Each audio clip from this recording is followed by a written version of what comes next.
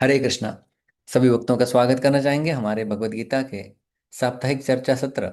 और पहले अध्याय में प्रारंभ करते हैं प्रार्थना से। प्रपन्न पारिजाताय तोत्र वेत्रैकपाणये ज्ञानमुद्राय कृष्णाय गीतामृतदुहे नमः। ओम अज्ञानतिमिरान्धस्य ज्ञानाञ्जनशलाकया चक्षुरुन्मिलितं येन तस्मै श्रीगुरवे नमः। नमः ओं विष्णुपादाय कृष्णपृष्ठाय भूतले श्रीमते भक्तिवेदान्तस्वामिन् इति नामिने। नमस्ते सारस्वते देवे गौरवाणी प्रचारिणे निर्विशेष शून्यवादी पाश्चात्यदेशतारिणे। जय श्री कृष्ण चैतन्य प्रभु नित्यानंद श्री अद्वैत गदाधर श्रीवासदि गौर भक्त वृंद। हरे कृष्ण कृष्ण कृष्ण हरे हरे हरे राम राम राम हरे हरे। हरे कृष्णा। तो हमारे पिछले सत्र में हमने दो श्लोकों के ऊपर चर्चा की थी कि जो शंखनाद किया गया था पांडवों के द्वारा, उसका परिणाम क्या हुआ था कौरव सेना के ऊपर। 19वें श्लोक में हमने देखा था, सघोषोधार्त राष्ट्राणाम हृदयानि व्यदारयत नभश्च पृथिवीं चैव तुमुलोऽभ्यनुनादयन्। वो जो तुमुलह घोष हुआ था, सह तुमुलह घोष, पांडव सेना के जो शंखों के उस भयंकर शब्द ने, आपको यदि स्मरण है तो हमने 14 से लेकर आगे 18 तक पांडवों की शंख ध्वनि की चर्चा की थी। और 19वें श्लोक में उसका परिणाम बताया गया है। तो जो शंख का भयंकर जो शब्द था, वैसे तो कौरवों का भी जो शंखनाद और उसके साथ साथ जो अलग अलग वाद्य बजाए गए थे, 13वें श्लोक में हमने देखा था, ततः शंकाश्च भैर्यश्च पणवानक गोमुखाः सहसैवाभ्य हन्यंत स शब्दस्तुमुलो भवत। वो भी महाभयंकर ध्वनि था, लेकिन उस ध्वनि का ज्यादा असर पांडवों के ऊपर नहीं हुआ था। यह ध्वनि विशेष थी पांडवों के शंखनाद की। कैसी थी? नभः पृथ्वीं च अभ्य नुनादयन। आकाश और पृथ्वी को भी ये गूंज उठ रही थी, उनको कंपायमान कर रही थी। और धार्तराष्ट्राणाम हृदयानि विदारय, धृतराष्ट्र के पुत्रों के हृदय जो है वो विदीर्ण कर दिए गए। बाय द वे, ये सारे श्लोक संजय ने बोले हैं और संजय बता रहे हैं धृतराष्ट्र को। तो जब धृतराष्ट्र को संजय बता रहे हैं तो उन्होंने बोलना चाहिए आपके पुत्रों के हृदय विदीर्ण हुए। लेकिन धार्तराष्ट्र वो शब्द क्यों प्रयोग करता है, वो हमने देखा था कि संजय को धार्तराष्ट्र नाम न कहकर तावकी नाम ऐसा जो है वो कहना चाहिए था, क्योंकि वही वही उचित था। लेकिन यहाँ पर जो धार्तराष्ट्राणाम पद दिया गया है, उसका अर्थ होता है कि अन्यायेन धृतम राष्ट्रम यैहि तैहि धार्तराष्ट्राः। जिन्होंने अन्यायपूर्वक राष्ट्र को धारण किया हुआ है, उन लोगों के हृदय विदीर्ण हो गए। तो ये धार्तराष्ट्र शब्द का अर्थ हमने देखा। और दुर्योधन भी धार्तराष्ट्र ही है। और जब प्रभुपाद तात्पर्य में बताए थे, जब भीष्म तथा दुर्योधन के पक्ष के अन्य वीरों ने अपने अपने शंख बजाए तो पांडवों के हृदय विदीर्ण नहीं हुए, और ऐसी घटनाओं का वर्णन नहीं मिलता। किंतु इस विशिष्ट श्लोक में कहा गया है कि पांडव पक्ष के शंखनाद से धृतराष्ट्र के पुत्रों के हृदय जो है वो विदीर्ण हुए थे। और प्रभुपाद जी ये भी बताते हैं, क्योंकि परमेश्वर की शरण ग्रहण करने वाले को किसी प्रकार का भय नहीं रह जाता, चाहे वो कितने भी विपत्ति में क्यों न हो। और हमने इसके उदाहरण देखे थे कि प्रहलाद, जिनके ऊपर कितनी सारी विपत्तियां आई, अम्बरीश महाराज, जिनके ऊपर कई सारी विपत्तियां आई, लेकिन क्योंकि उन्होंने भगवान का आश्रय लिया हुआ था तो उन्हें कोई भय नहीं लगा। उसी प्रकार से कौरवों की जब शंख ध्वनि हुई थी तो पांडवों को बिल्कुल भय नहीं लगा था।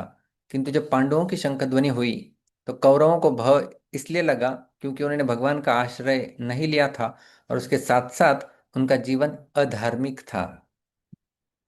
जिनके हृदय में अधर्म, पाप, अन्याय नहीं है, अर्थात जो धर्म पूर्वक अपने कर्तव्य का पालन करते हैं, उनका हृदय मजबूत होता है, उनके हृदय में कभी भय नहीं होता। उदाहरणार्थ पांडव।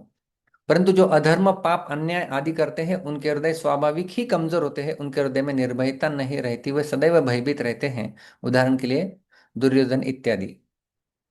और फिर संजय ने आगे बताया था कि अथ व्यवस्थितान् दृष्ट्वा धार्तराष्ट्रान् कपिध्वजः प्रवृत्ते शस्त्र संपाते धनुरुद्यम्य पांडवः ऋषिकेशं तदा वाक्यम इदमाह महीपते। संजय कहते हैं धृतराष्ट्र से, हे महीपते, मही का अर्थ होता है पृथ्वी, महीपते यानी पृथ्वी के पति, पृथ्वी के मालिक। तो ऐसा संबोधन कर रहे हैं धृतराष्ट्र के लिए संजय, किंतु संकेत देते हैं कि उनका यह राजवैभव अब अधिक समय टिकने वाला नहीं है, ज्यादा समय आप राजा नहीं रहेंगे, इसलिए अभी मैं आपको महीपते बोल सकता हूँ, बोल लेता हूँ। अथ शस्त्र संपाते प्रवृत्ते, अब शस्त्रों के चलने की तैयारी हो ही रही थी। और तो और अथ कहा गया है, अथ व्यवस्थितान दृष्टवा। अथ पद का तात्पर्य है कि अब संजय भगवान कृष्ण और अर्जुन के संवाद रूपी गीता मानो यहाँ पर प्रारंभ हो रही है। जैसे हम लोग पहला अध्याय प्रारंभ करते हैं उच्चारण के समय तो कहते हैं अथ प्रथमोध्याय, उसी प्रकार से अथ व्यवस्थितान दृष्टवा धार्तराष्ट्रान कपिध्वजः, तो अथ करके मानो संवाद अभी प्रारंभ होने वाला है। इस प्रकार से ये भी गीता का एक प्रारंभ हम लोग बोल सकते हैं, और पिछला जो है वो पार्श्वभूमि एक दृष्टिकोण से समझ सकते हैं। व्यवस्थितान धार्तराष्ट्रान दृष्टवा, धृतराष्ट्र के पुत्रों को व्यवस्थित रूप से सामने खड़े हुए देखकर, कपिध्वज पांडव धनु उद्यम्य, कपिध्वज पांडुपुत्र अर्जुन ने अपना गांडीव धनुष जो है वो उठा लिया। दुर्योधन के भीतर भय है और अर्जुन के भीतर निर्भयता है, उत्साह है, वीरता है, क्योंकि अपना गांडीव धनुष उन्होंने उठा लिया है। और उसके साथ साथ अर्जुन के लिए कपिध्वज विशेषण लगाया गया है कि वे पांडव, वे अर्जुन जो है जिनके रथ के ऊपर जो ध्वजा है उसके ऊपर हनुमान जी है, कपि का अर्थ होता है हनुमान जी, हनुमान जी अंकित है। और हमने इसकी महाभारत से कथा भी देखी थी कि किस प्रकार से एक बार भीम और हनुमान जी इनका एक दूसरे के साथ सामना होता है, और उसमें हनुमान जी वरदान देते हैं कि मैं अर्जुन के रथ में महाभारत युद्ध में सम्मिलित रहूंगा, और मैं केवल चिल्लाऊंगा, स्वरेण रवम तव, मैं इस प्रकार से चिल्लाऊंगा, और नादान मोक्षामि दारुणान, इस प्रकार से महाभयंकर ध्वनि में करूंगा, जिसके कारण क्या हो जाएगा, इजीली आप लोग शत्रुओं को, शत्रुनाम ये प्राण हरा सुखम ये न हनिष्यथ, ये महाभारत का श्लोक हमने देखा था। और प्रभुपाद जी बताए थे तात्पर्य में, अर्जुन की ध्वजा पर हनुमान का चिन्ह विजय का सूचक है, क्योंकि हनुमान ने राम तथा रावण युद्ध में राम की सहायता की थी, जिससे राम विजयी हुए थे। इस समय अर्जुन की सहायता के लिए उनके रथ पर राम तथा हनुमान दोनों उपस्थित थे। भगवान कृष्ण साक्षात राम है, और जहाँ राम रहते हैं वहाँ उनके नित्य सेवक हनुमान भी होते हैं, तथा उनकी नित्य संगिनी वैभव की देवी सीता उपस्थित रहती है। अतः अर्जुन के लिए किसी भी शत्रु का भय करने का कोई कारण नहीं था। और जैसे हमने देखा कि प्राचीन काल में हर एक योद्धा जो है उसका एक निशानी रहता था, जैसे ध्वज इत्यादि।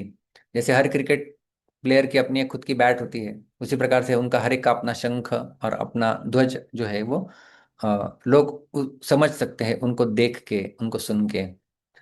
और धृतराष्ट्र ने अपने प्रश्न में पांडवाः पद का प्रयोग किया था। पहला प्रश्न, मामकाः पांडवाश्चैव किम अकुर्वत संजय, मेरे और पांडु के पुत्र ने क्या किया। तो पांडु के पुत्र प्रमुख रूप में अर्जुन पांडव है, इसलिए 14वें और इस श्लोक में जो है वो अर्जुन को पांडव कह के संजय जो है वो पुकारते हैं। तदा ऋषिकेशम इदम वाक्यम आह, भगवान ऋषिकेश से अर्जुन ने ये वचन कहे।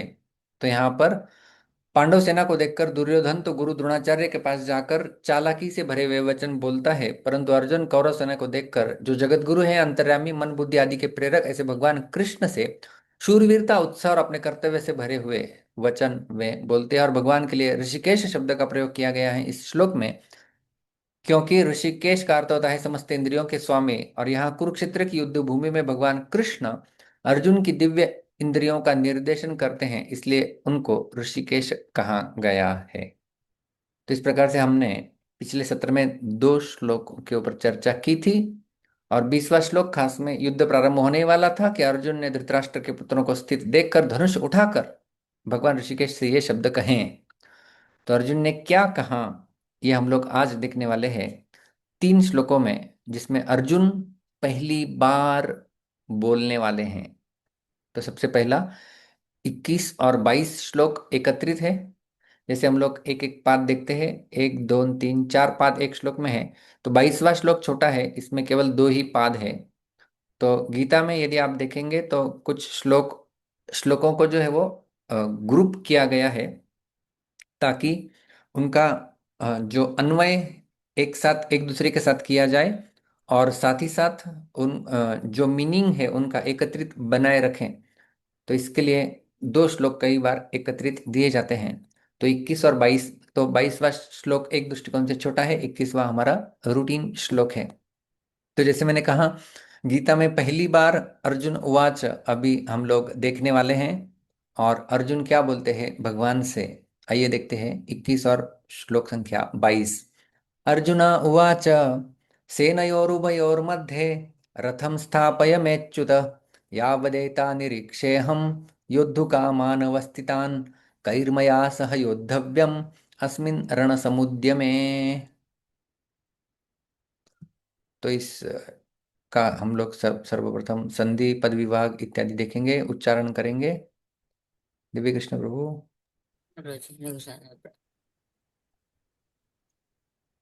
सेनयोः तेनयोः तेनयोः सेनयोः उभयोः उभयोः उभयोः उभयोः मध्ये मध्ये मध्ये मध्ये संधियुक्त शब्द बनता है, रेफ में परिवर्तन होता है विसर्ग का दोनों जगहों पर। सेनयोर उभयोर मध्ये सेनयोरुभयोर्मध्ये रथम रथं रथम रथं स्थापय स्थापय स्थापय स्थापय मैं मे अच्युत।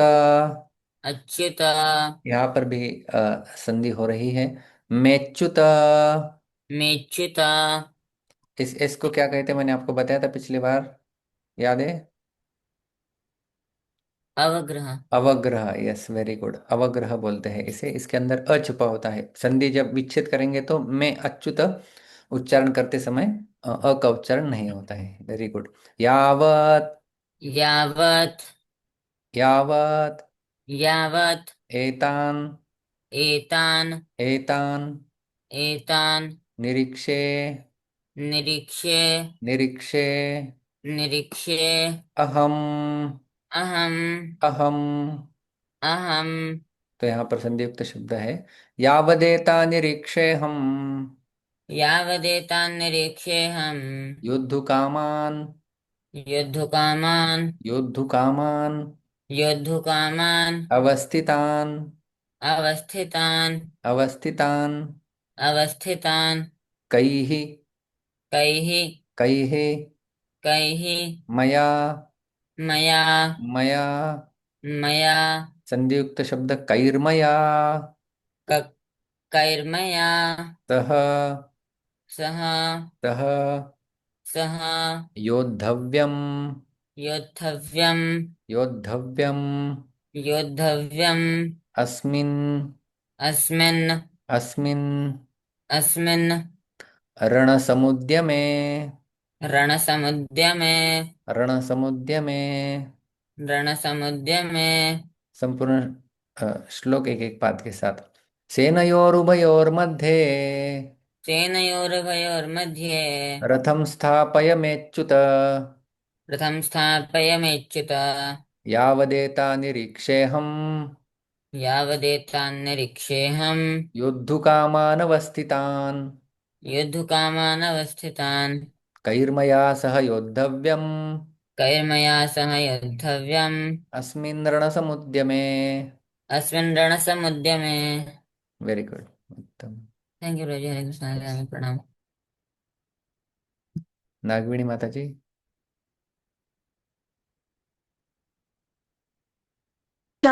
दंडवत प्रणाम प्रभु जी।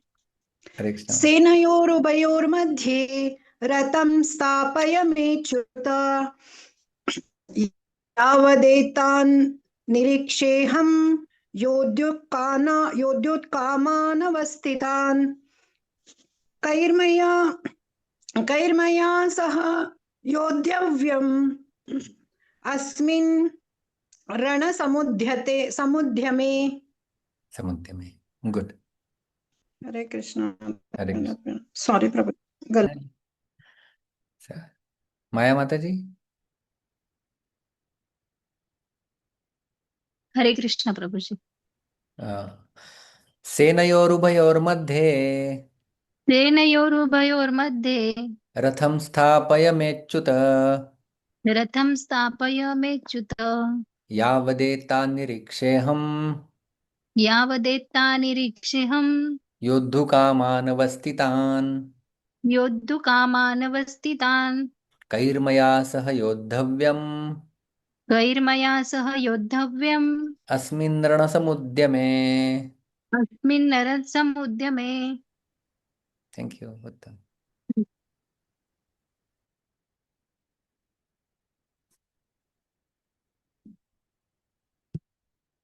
वंदना माता जी।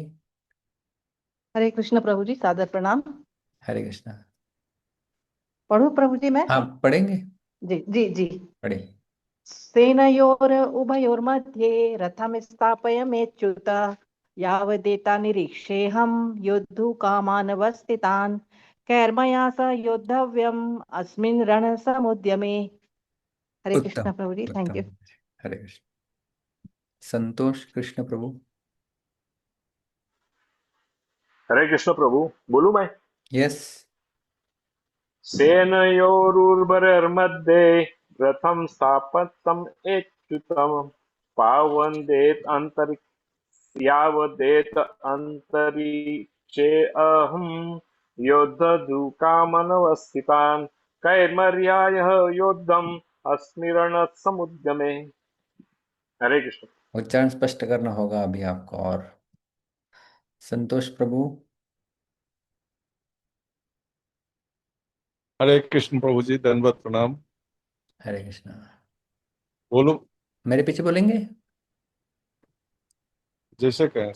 सेनयोरुभयोर्मध्ये सेनयोरुभयोर्मध्ये रथं स्थापयमेच्युत रथं स्थापयमेच्युत यावदेतान्निरीक्षेऽहम् यावदेतान्निरीक्षेऽहं योद्धुकामानवस्थितान् योद्धुकामानवस्थितान् कैर्मया सह योद्धव्यम् कैर्मया सह योद्धव्यम् अस्मिन् रणसमुद्यमे। अस्मिन् रणसमुद्यमे। बढ़िया। एक दो और ले लेंगे। प्रीति शर्मा माता जी। हरे कृष्णा प्रभु जी, दंडवत प्रणाम। हरे कृष्णा। सेनयोरुभयोर्मध्ये रथं स्थापयमेच्युत यावदेतान्निरीक्षेऽहं योद्धकामानवस्थितां कर्मया सह योद्धव्यं स्मरण योद्धव्यम् अस्मि स्मरण। प्रभु जी अस्मिन् थोड़ा सा अस्मिन् अस्मिन् रणसमुद्यमे। रणसमुद्यमे। सॉरी प्रभु जी। मेरे पीछे बोल सकते हैं तो ठीक बोलेंगे। पराग जी। हरे कृष्ण प्रभु जी। हरे कृष्णा। सेनयो सेनयोरुभये रथं स्थापयमेच्युत यावदेता निरीक्षेऽहं योद्धुकामानवस्थितान् कैर्मया सह योद्धव्यम् अस्मिन् रणसमुद्यमे। Okay good. नैमिषा। हरे कृष्ण प्रभुजी, दंडवत प्रणाम। हरे कृष्णा। अर्जुन उवाच सेनयोरुभयो मध्यं रथं स्थापयाम्युच्यते यावदेतान्निरीक्षेऽहं योद्धुकामानवस्थितान् केमर्या सह योद्धव्यम् अस्मिन् रणसमुद्यमे। हरे कृष्ण। हरे कृष्णा। आगे बढ़ते हैं।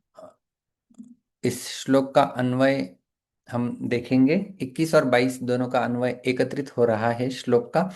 हे अच्युत, भगवान को अर्जुन बोल रहे हैं सबसे पहले। सेनयोः उभयोः मध्ये मे रथं स्थापय यावत् अस्मिन् रणसमुद्यमे एतान् अवस्थितान् योद्धुकामान् अहं निरीक्षे कैः सह मया योद्धव्यम्। थोड़ा थोड़ा आपको समझ में आ भी गया होगा। सेनयोः उभयोः मध्ये मे रथं स्थापय, दोनों सेना के बीच में मेरा रथ लेके जाइए। यावत अस्मिन रण समुद्र में, तब तक रखिए, यावत, यावत यानी तो तब तक, अस्मिन रण समुद्र में, इस युद्ध भूमि में, एतान अवस्थितान युद्ध कामान, ये जो सब अवस्थित है यहाँ पर आए हुए युद्ध करने की इच्छा से, अहम निरीक्ष्य, मैं देखना चाहता हूँ। क्या क्या देखना है भाई? कई ही सह मया युद्धव्यम, किसके साथ मुझे युद्ध करना है, देखने तो दो। प्रभुपाद जी अनुवाद करते हैं। अर्जुन ने कहा, हे अच्युत, कृपा करके मेरा रथ दोनों सेनाओं के बीच ले चलें, जिससे मैं यहाँ उपस्थित युद्ध की अभिलाषा रखने वालों को और शस्त्रों की इन महान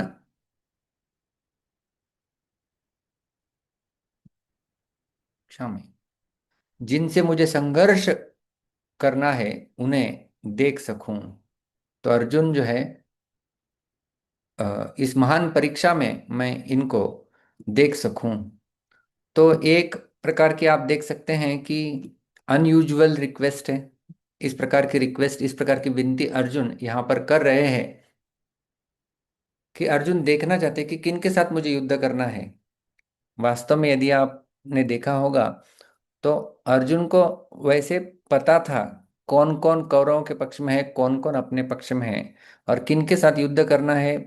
वो तो कोई सीक्रेट था नहीं, तो सीक्रेट नहीं है, लेकिन फिर भी देखने की अभिलाषा उनके मन में जागृत हुई। तो ये क्यों जागृत हुई, इसका उत्तर हम आगे आगे चर्चा करेंगे।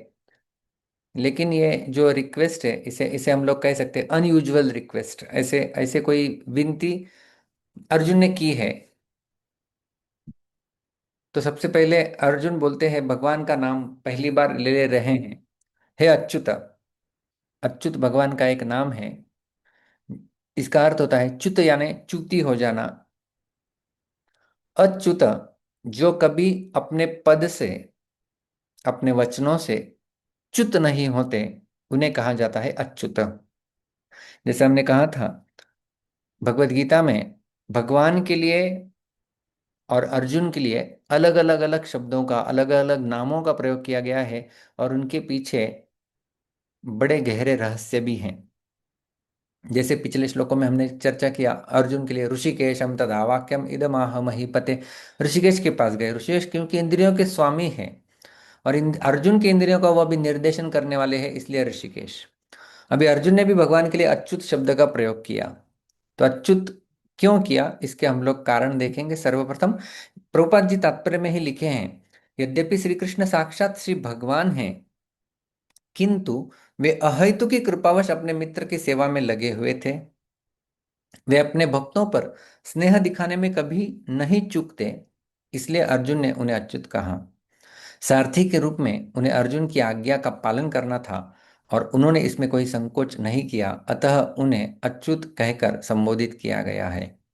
कि अच्युत यानी अंग्रेजी में जिसे कहते हैं इनफैलिएबल, कि ऐसे भगवान जो अपने भक्तों के ऊपर स्नेह दिखाने में कभी च्युत नहीं होते। तो अर्जुन के ऊपर स्नेह दिखा रहे हैं, और अर्जुन कह रहे हैं कि मेरा रथ लेके चलो, और उनकी आज्ञा का भगवान पालन कर रहे हैं। तो भक्तों की आज्ञा का पालन करने में च्युत नहीं हो रहे हैं, इसलिए अच्युत। तो दो अर्थ यहां पर हम लोग देखेंगे।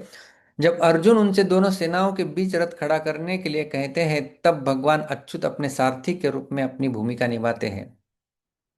तो अर्जुन की आज्ञा का वे पालन कर रहे हैं।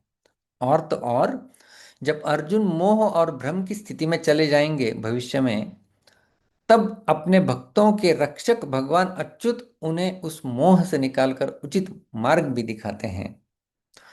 तो क्योंकि भगवान का यह वचन है कि मैं भक्तों की रक्षा करता हूं, तो अर्जुन जब मोहग्रस्त हो जाएंगे तो उस मोह से भी रक्षा करने वाले हैं। उस अपने रक्षा के वचन से भी भगवान कभी च्युत नहीं होते, इसलिए अच्युत। तो ऐसा गहरा यहाँ पर जो है वो अच्युत का अर्थ है। सबसे पहले तो भगवान अपने भक्तों के अधीन होते हैं। मद भक्ता पूजा भेदिका, भागवतम में कहा गया है कि मेरे भक्तों की पूजा मेरी पूजा से श्रेष्ठ मानी जाती है। और मैं अहम भक्त पराधीनो ही अस्वतंत्र इव द्विजः, 9वें स्कंद में भागवत में भगवान बताते हैं कि मैं अपने भक्तों के अधीन होता हूँ, और भक्त जैसे आज्ञा दे वैसे मैं करता हूँ। अर्जुन आज्ञा दे रहे, भगवान पालन कर रहे हैं, रथ हाँक रहे हैं। हालांकि वो भगवान है, लेकिन अभी सारथी बने हुए हैं, फिर भी उनका भगवान का पोजीशन बना रहता है, वो कभी उससे च्युत नहीं होते। अर्जुन आज्ञा दे रहे हैं, प्रेमवश उनका पालन कर रहे हैं, उसमें च्युत नहीं हो रहे हैं।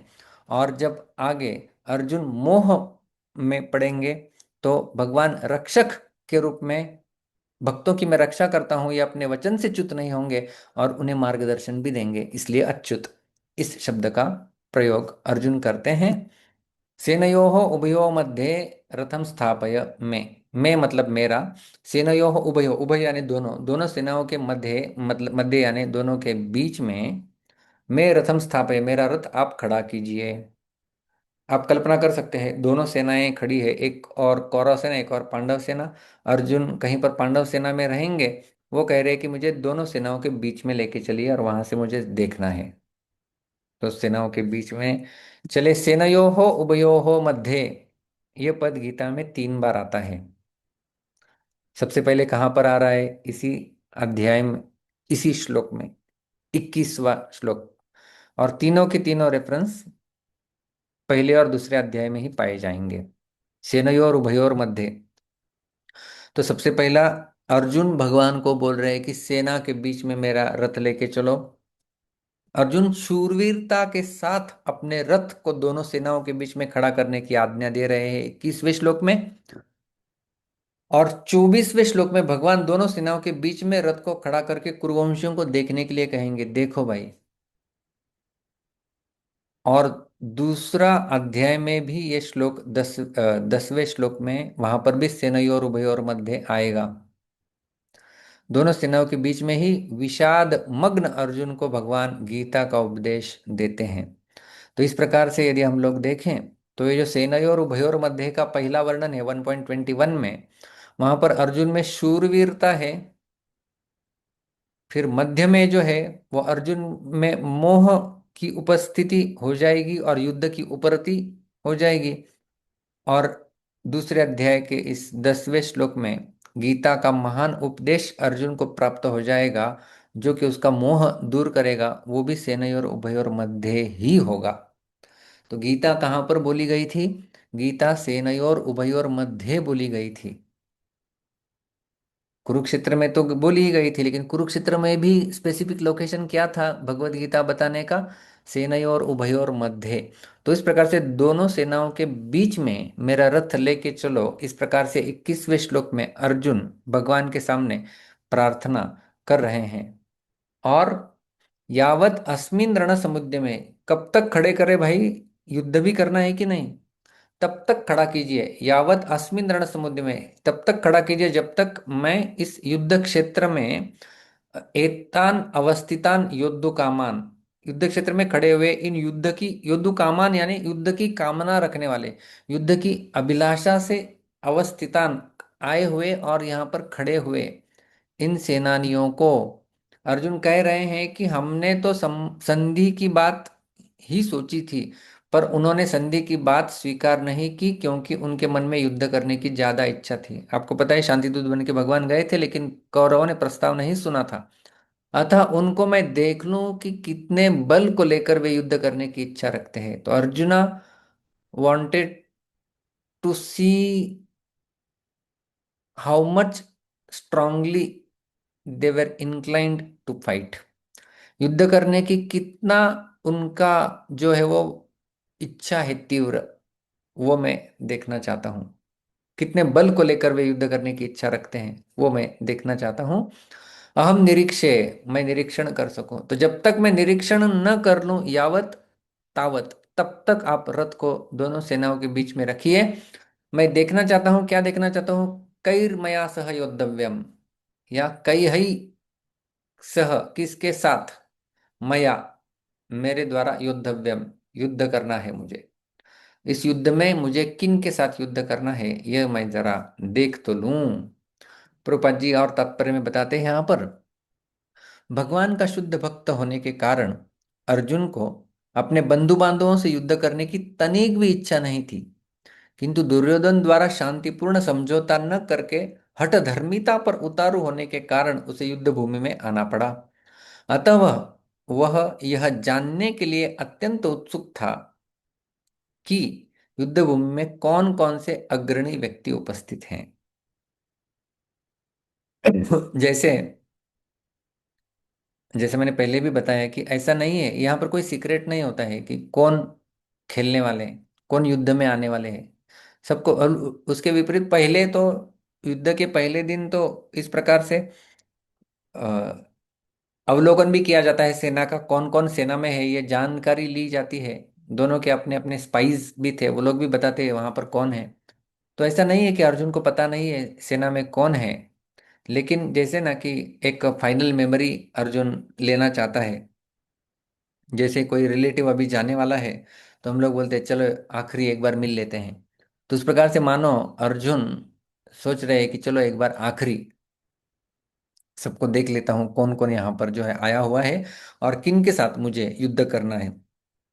और अर्जुन अपना उद्देश्य और स्पष्ट करने के लिए भगवान के सामने कहते हैं 23वें श्लोक में, योत्स्यमानान् वेक्षेऽहं य एतेऽत्र समागताः धार्तराष्ट्रस्य दुर्बुद्धेः युद्धे प्रियचिकीर्षवः।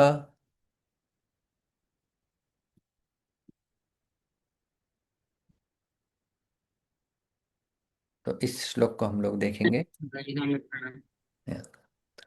योत्स्यमानान् योत्स्यमानान् योत्स्यमानान् योत्स्यमानान् अवेक्षे अवेक्षे अवेक्ष्ये अवेक्षे अवेक्ष्ये अहम अहम् अहम।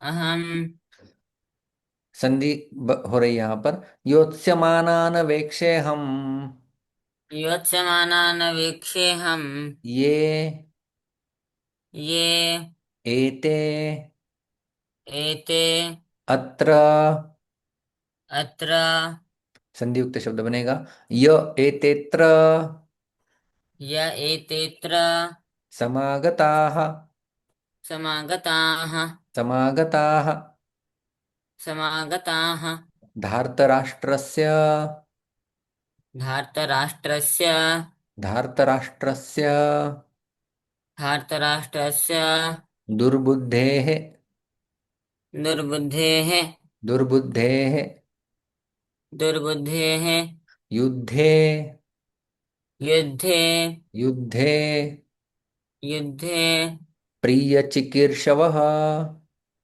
प्रियचिकीर्षवः प्रियचिकीर्षवः। प्रियचिकीर्षवः। संपूर्ण श्लोक एक एक पाद के साथ गाएंगे। योत्स्यमानान् वेक्षेऽहम् योत्स्यमानान् वेक्षेऽहम् य एतेऽत्र समागताः य एतेऽत्र समागताः धार्तराष्ट्रस्य दुर्बुद्धेः धार्तराष्ट्रस्य दुर्बुद्धेः युद्धे प्रियचिकीर्षवः। युद्धे प्रियचिकीर्षवः। उत्तम। धन्यवाद प्रभु जी। हरे कृष्ण प्रणाम। श्रुति जी।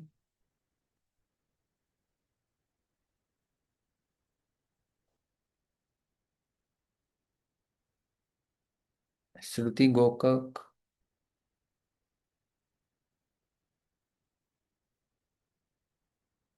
नागवेणी माता जी। हरे कृष्णा, धन्यवाद, प्रणाम प्रभु जी। यस प्रभु। योत्स्यमानानवेक्षेऽहं य एतेऽत्र समागताः धार्तराष्ट्रस्य दुर्बुद्धेः युद्धे युद्धे चिकीर्षवः। पहला शब्द आपने क्या कहा? योत्स्य। योत्स्यमानानवेक्षेऽहं। योध्य नहीं है वो, योत्स्य, योत्स्यमानान् हाँ वेक्षेऽहम्। प्रभु, योत्स्य ही बोला मैंने, योत्स्यमानानवेक्षेऽहम्। अच्छा ठीक है, योध्य। Good okay, good good. Thank you प्रभु। पराग जी मेरे पीछे हरे कृष्ण बोलेंगे। प्रभु जी। हरे जी कृष्ण। मैं बोलने का प्रयास करता हूँ। योतस ये मेरे पीछे बोलिए आप, मेरे योत्स्यमानान् पीछे बोलिए आप, और जी स्पष्ट उच्चारण कर पाएंगे अच्छे से। जी जी।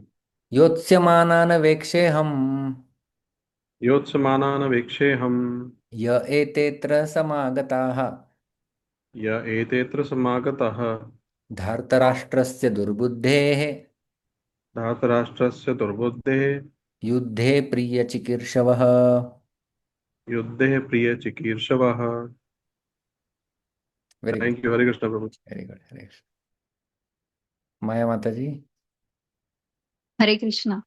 योत्स्यमानान् वेक्षेऽहं यतेऽत्र समागताः धार्तराष्ट्रस्य दुर्बुद्धेः युद्धे प्रियचिकीर्षवः।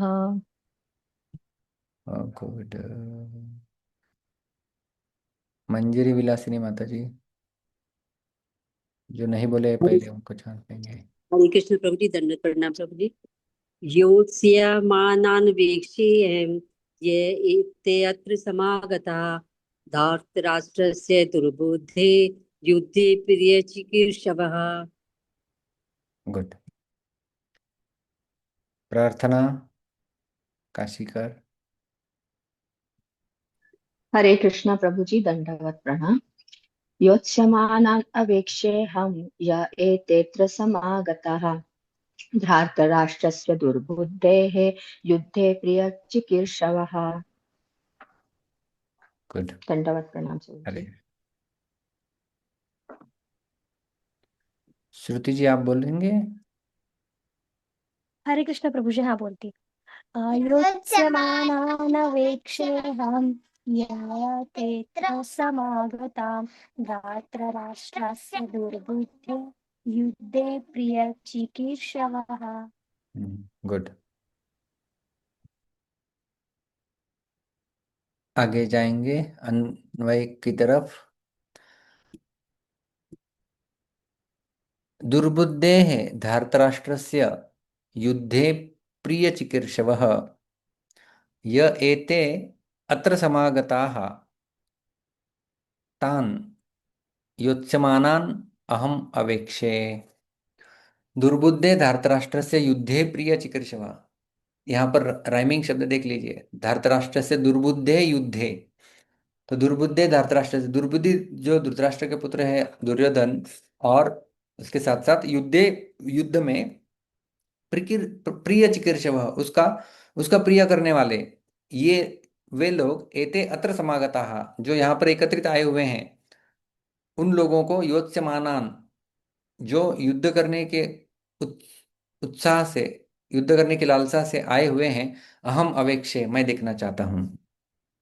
प्रभुपाद जी अनुवाद करते हैं, मुझे उन लोगों को देखने दीजिए जो यहाँ पर धृतराष्ट्र के दुर्बुद्धि पुत्र दुर्योधन को प्रसन्न करने की इच्छा से लड़ने के लिए आए हुए हैं। छोटा श्लोक है, आसान। दुर्बुद्धि दुर्योधन का युद्ध में प्रिय करने की इच्छा वाले, धार्तराष्ट्र से, जैसे मैंने कहा, अन्यायपूर्वक राष्ट्र जिन्होंने ग्रहण किया हुआ है, उनके पुत्र दुर्योधन को एक विशेषण लगाया गया है, दुर्बुद्धि। दुर्बुद्धि दुर्योधन, दुर्बुद्धे है। बुद्धि करता तो हम लोग जानते हैं कि बुद्धिमान व्यक्ति। दुर्बुद्धि यानी जिसकी बुद्धि विपरीत चल रही है। और तो और यहाँ पर युद्धे प्रिय चिकीर्षव, युद्ध में उस दुर्बुद्धि को खुश करने के लिए, प्रिय चिकीर्षव, उसकी प्रसन्नता के लिए आए हुए हैं। तो सबसे पहले हम लोग दुर्बुद्धि शब्द को देखेंगे कि यहाँ दुर्योधन को दुष्ट बुद्धि कहकर अर्जुन यह बताना चाहते हैं कि इस दुर्योधन ने हमारा नाश करने के लिए आज तक कई तरह के षड्यंत्र रचे हैं, हमें अपमानित करने के लिए कई तरह के उद्योग किए हैं। नियम के अनुसार और न्यायपूर्वक हम आधे राज्य के अधिकारी हैं, उसको भी यह हड़पना चाहता है, देना नहीं चाहता। तो दुर्योधन जो है वह हमेशा पांडवों का द्वेष और ईर्ष्या करता था। दुर्योधन ने कई सारे प्रयास किए उन्हें मारने के।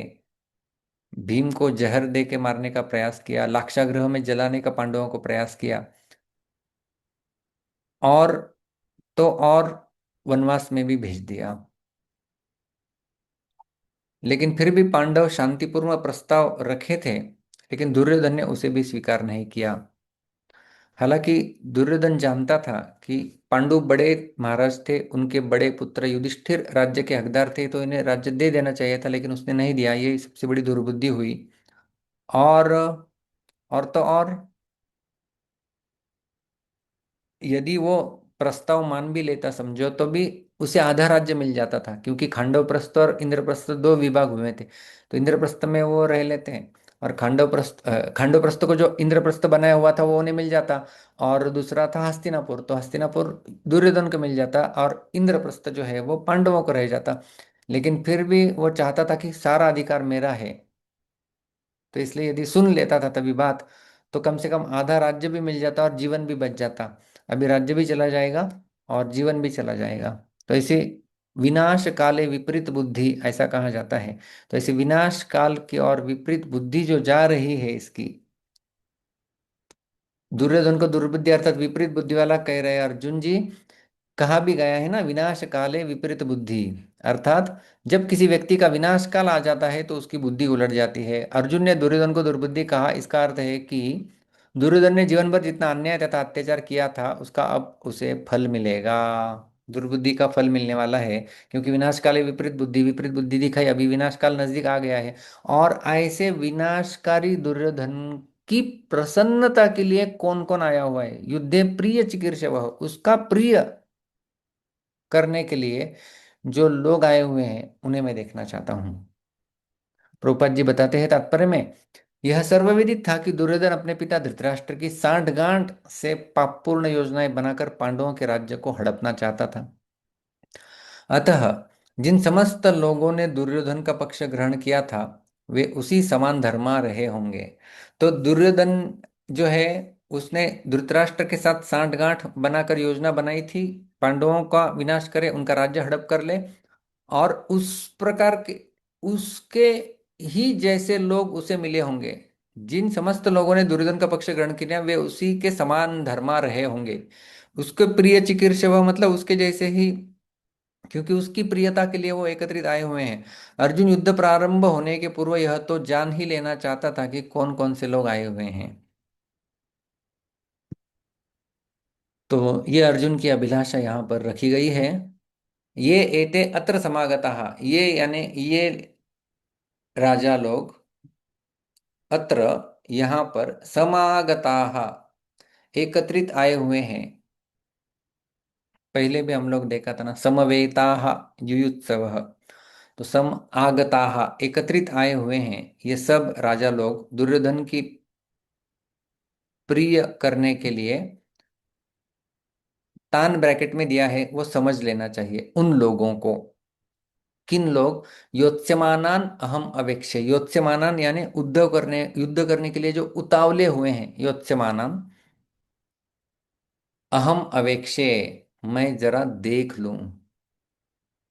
अक्ष कहते हैं संस्कृत में आंखों को, और अवेक्ष्य यानी देखने की क्रिया, तो मैं उन्हें देख लूं। तो इस प्रकार से अर्जुन जो है अपनी विनती रख रहे हैं। तो आपने देखा होगा पिछले जो 21-22वें श्लोक लिए, वहां पर भी देखने की इच्छा है। 23वें श्लोक में भी योत्स्यमानन अहम अवेक्ष्य, वहां पर भी देखने की इच्छा है। तो अर्जुन देखने की इच्छा भगवान के सामने प्रकट कर रहे हैं। तो आज हमने इस प्रकार से 3 श्लोक देखे, 21-22वें। अभी अर्जुन पहली बार गीता में अर्जुन उवाच, अर्जुन बोल रहे हैं, अर्जुन उवाच सेनयोरुभयोर्मध्ये रथं स्थापयमेच्युत यावदेता निरीक्ष्यहं योद्धुकामानवस्थितान् कैर्मया सह योद्धव्यम अस्मिन् रणसमुद्यमे। हे अच्युत, अच्युत कहते हैं अर्जुन भगवान के लिए।